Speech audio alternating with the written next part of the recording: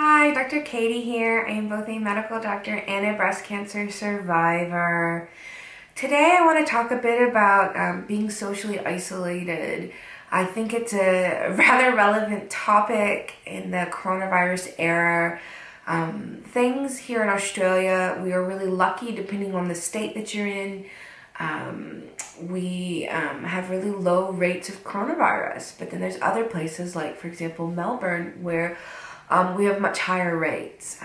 So I live in the Northern Territory, and we've had, I believe, 33 cases to date.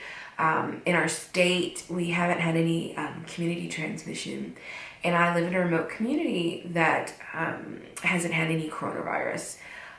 We are lucky now that we have a machine here where we can test for coronavirus that brings back results in about an hour. And then we also have the ability to send tests back to Darwin, and it usually takes about a day that we'll get a result. And we have been testing people. It's usually people that have been in and out of Darwin. We are quite protected here, but it is socially isolating. Certainly, I'm not traveling nearly as much as I would. I don't come and go from Darwin much. I definitely don't go overseas versus, go a year ago. For me, I was at that time living in Darwin, working a psychiatry job, and I was going to Bali at least 1 week in a month, and maybe every other month was going to Singapore because they are a lot closer than other Australian capital cities. So my life has very much changed. Most of my family lives in the US or Mexico, and I haven't been back to see them in a really, really long time. So I am feeling more isolated. In some ways, the isolation has been a blessing here. I would have been living and the people on my island would have been living a very isolated life, regardless of coronavirus. And I think we felt a delayed impact of the isolation, but certainly we have had a lockdown, so it was 2 or 3 months that you weren't allowed to come and go from the island. There were no commercial flights at all. There were no ferries. So I at least live on an island that there is a boat that you can take to get back to Darwin within a few hours time. So I'm lucky from that point of view. But it is really, really isolating. So I don't know, and it doesn't matter really where in the world you are.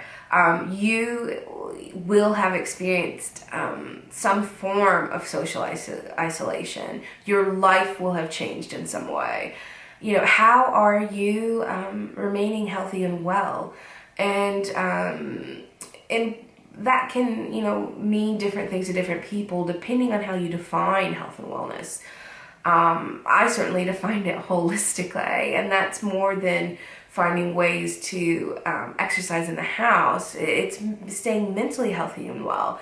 And you need a lot of different tools in your wellness toolkit to stay healthy and well when you are socially isolated. Whether it is Zooming with friends or talking on the phone, whether it is leaning into some of your hobbies, sewing, art, video games, whether it's meditating, yoga, kickboxing, I don't know, running on your treadmill, listening to music, having or using a weighted blanket. These are many things. But social isolation can take its toll. And, it's been almost a year since the coronavirus COVID-19 crisis began. And you may find that different periods of time you are coping better than others, and there can be an element of burnout that comes with dealing with the social isolation related to coronavirus. So keep that in mind, and make sure that as you're leaning into your wellness tools, that you also look for warning signs that you're burning out when it comes to the social isolation or other things you're struggling with coronavirus, whether that's getting cabin fever, whether that's not being able to eat at your favorite restaurant. I mean, I feel like these are like first world problems, but still, you can't underestimate the impact of change in your life, and it can be hard at times, but it can, and the struggle can ebb and flow. So, what are some signs of burnout? Maybe you're not sleeping well. Maybe you're sleeping too much. Maybe you're binge eating junk food. Maybe you are more irritable and you are fighting more with your loved ones. Maybe you are doing things that are out of character, like taking more risks. Maybe you're a normal coronavirus mask wearer and now you're just saying, screw it, and you're walking around without a mask. Maybe you are drinking more alcohol or using drugs or smoking more tobacco to cope. Think back to other times in your life when you may have been under more stress and or felt more socially isolated, and did you engage in any sort of maladaptive behaviors back then? If so, what were they? Those may be things you can add to a list of what I would say would be red flags or early warning signs that you're just not traveling as well. And it's important to pick up on these things early so that you can do things to cope, so that you can lean into your social supports and prevent worsening burnout and fatigue from what is becoming a really, really, really long year of being socially isolated. And maybe, you're going to need to find new ways to cope, and that's okay. Just remember to show self-compassion. It's okay to struggle.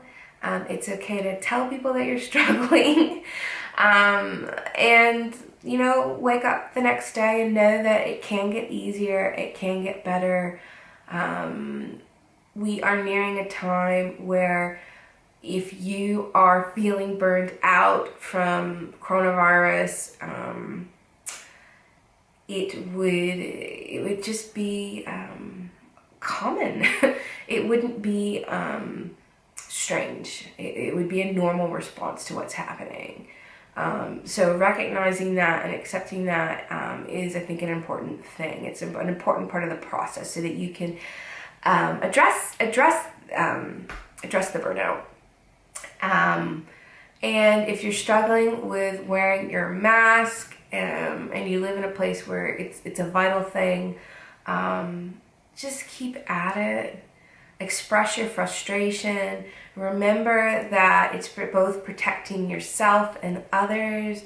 It is part of fighting the battle, so that we can return to a new life, a new post-coronavirus reality, which can hopefully be one where we can go out and live, our normal lives, whatever that is for you. So, in conclusion, social isolation is hard. It's hard for everyone. It's, I guess, part of our worldwide identity right now. And we're getting to this phase of coronavirus where people are burning out, and that's normal. Just lean into your wellness rituals. You can cope, things can get easier, and don't lose hope that things can get better, because they can. Thank you.